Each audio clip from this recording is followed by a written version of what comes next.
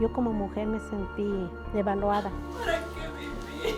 Tomé una decisión de tomar pastillas y recuerdo muy bien que empecé a contar. Cuando llegué a la 49, volteé y vi a mis niños. Inmersa en una profunda depresión, Marta Orozco de México se disponía a terminar con su vida. Atrás quedaban los días en que era una niña feliz. Yo como hija mayor pues tengo recuerdos muy, muy agradables de mi padre porque él a mí tenía todas sus ilusiones, sus esperanzas en mí. Y fui una niña muy apapachada, muy amada, muy querida. Pero toda esa atención especial que recibía desapareció cuando por motivos laborales su padre tuvo que ausentarse del hogar. Él era ingeniero, estaba trabajando fuera siempre de México y en ese momento llegó a ser un papá ausente que venía cada 2, cada 3 meses a ver a su familia. Y además de soportar la ausencia paterna, Marta también debió asumir una serie de responsabilidades para las cuales no estaba todavía preparada. Como hija mayor me tuve que hacer cargo yo casi de mis hermanitos porque mi mamá pues siempre tenía un bebé. Ella empezó a sentirse sola y abandonada. Cuando venía mi papá, ella se molestaba porque mi papá siempre toda su atención era hacia mí en especial como hija mayor. Lamentablemente, aquellas muestras de amor de Marta hacia su padre generarían una serie de sentimientos negativos en el seno de la familia. Y mi mamá empezó a sentir celos de mí porque mi papá decía, no, deja que mi hija me atienda, que sea ella la que esté conmigo. Pero, mi amor, déjale que la niña me sirva. Entonces empezó a haber una rivalidad entre mi mamá y yo. Rivalidad que con el pasar de los años se profundizaría más y más, convirtiéndolas en enemigas. Si iba mi papá y ella pues me golpeaba y me decía que por qué era yo así, que por qué estaba yo diciéndole a mi papá todo lo que pasaba en la casa. Y me golpeaba mi mamá y entre más me golpeaba pues yo más rebelde me hacía. Entonces mi mamá era tanto su coraje hacia mí que siento que me quería matar porque era su peor enemiga. Agobiada por el terrible ambiente en el cual vivía, Marta buscaría la forma de escapar de aquella dura realidad. Y en ese lapso conozco a una persona, la que fue mi primer esposo. No me enamoré porque la verdad nunca me enamoré, lo que yo quería era salirme de mi casa. Salgo yo embarazada y dije, ¿y ahora qué le voy a decir a mi papá? Si yo era la ilusión de él. Dije, no, ya no me queda otra más que casarme. Lamentablemente, este matrimonio solo sería el inicio de una serie de problemas aún mayores. Él empezó a tomar. Nació mi primera hija. ¡Marta! ¿A dónde vas? En esos lapsos regresaba yo a mi casa materna una semana y él iba y me decía, siempre me chantajeaba. Lo que hacía siempre era tratar de disimular. Después me embarazo la segunda vez. Y yo volvía con él porque a base de mentiras siempre me volvía a decir que las cosas iban a cambiar, que no sé qué. Pero las cosas nunca mejoraron. Todo lo contrario, se hicieron aún más graves. Y él me engañó con la hermana de mi mejor amiga. Cuando yo me di cuenta, le dije, pues, ¿qué pasa? ¿No? ¿Por qué? Y me dijo, porque me voy a casar con ella y te voy a dejar a ti. Y me golpeó para irse conmigo. Y yo me sentí muy lastimada. Desconcertada por todo lo que estaba viviendo, Marta tomaría una drástica decisión. No pensé nunca ni en mis papás ni en mis hijos. Dije ya, no, pero no era por amor a él ni por mucho menos, sino yo como mujer me sentí devaluada. Dije, no, ya, hasta aquí llegó mi vida. Entonces tomé una decisión de tomar pastillas. Y recuerdo muy bien que empecé a contar. Cuando llegué a la 49, volteé y vi a mis niños. Un bebito de meses y una niñita que todavía no caminaba, que empezaba a caminar. Y cuando llegué a la pastilla 50, en ese momento me desfallecí. Marta parecía haber logrado su objetivo. Sin embargo, gracias a la intervención de un familiar, fue rescatada y conducida a un hospital.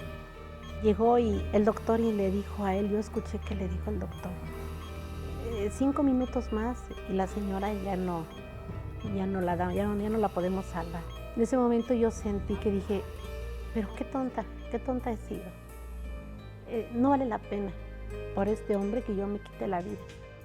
A partir de este incidente, Marta se divorció, asumiendo el cuidado de sus hijos, quienes crecían sin la supervisión y el afecto de un padre. Esta dura realidad, más el impacto que el ambiente del barrio tuvo sobre sus hijos, los condujo a adoptar un peligroso estilo de vida. Entonces ya empezó ahí otra etapa de mi vida también muy dolorosa, porque en ese tiempo ya mis hijos ya estaban crecidos y empezaron en una época de rebeldía. Pues empezaron a salir a la calle, a tener malas amistades, muy malas amistades, y empezaron a consumir drogas. Y como sucede en la mayoría de los casos, muy pronto las drogas comenzarían a consumir a sus hijos. Llegué a humillarme a tal grado de hincarme y pedirles de favor y decirles que no lo hicieran porque pues, no los iba a llevar a nada bueno. Y fueron momentos muy, muy difíciles para mí. Pero aquellas súplicas no surtían ningún efecto. Todo lo contrario, la adicción de ambos se incrementaba y en su desesperación, Marta buscó la manera de retenerlos en casa. También llegué al extremo de yo ir personalmente y comprarle su droga, tanto a mi hija como a él. Y yo decía, no, pues yo prefiero verlos a ellos encerrados que anden en la calle. Pero a pesar de todo su esfuerzo, Marta sería incapaz de evitar lo impredecible. Una tarde me avisan que había tenido un accidente en la carretera. Un carro le vino encima y se mató. Mi hija pues le dolió mucho la muerte de su hermano. Pues yo la tuve que internar a ella también en un centro de rehabilitación. Mi hijo muerto. Mi hija encerrada en rehabilitación. Malditas drogas. Se llevaron todo. Y en medio de su angustia recibió una visita muy especial. Se trataba de una amiga que al descubrir su deplorable situación la llevó a un lugar muy especial. Empezó la persona, el predicador, a hablar y en ese momento pues, me tocó el Señor y sentí pues gran emoción y pidieron que hiciéramos una oración. Yo la hice, entonces decía que quien quería recibir a Jesús en su corazón, que levantáramos la mano. Entonces hice la oración y después oraron por mí. Salí llena de felicidad, algo que yo nunca había experimentado. Y a partir de aquel día en que aceptó a Jesucristo como su Señor y Salvador, Marta comenzó a experimentar una profunda paz y sobre todo la transformación total de su vida. Me quitó todo tipo de preocupaciones, me enseñó a confiar en Él plenamente, ya no a depender del hombre o del marido o de las cosas, sino a depender solamente de Él, porque cada día es un nuevo día y es una nueva oportunidad que Él me da a mí como persona. En ese transcurso del tiempo, pues yo ya me volví amiga de mi mamá me perdonó, yo la perdoné. Marta descubrió que solo en Jesús está la clave para superar cualquier problema. Hoy es una mujer felizmente casada con un hombre cristiano y en su corazón solo hay gratitud por quien transformó su vida. Lo que yo pueda decir es poco al agradecimiento que tengo con mi Dios, porque en Él encuentro todo, encuentro un papá amoroso, un amigo fiel, encuentro todo para mí. El Señor es todo. Todos esos malos recuerdos que yo tenía ya han sido borrados. He sido sanada de mis heridas. Me siento protegida y estoy en la voluntad de Dios.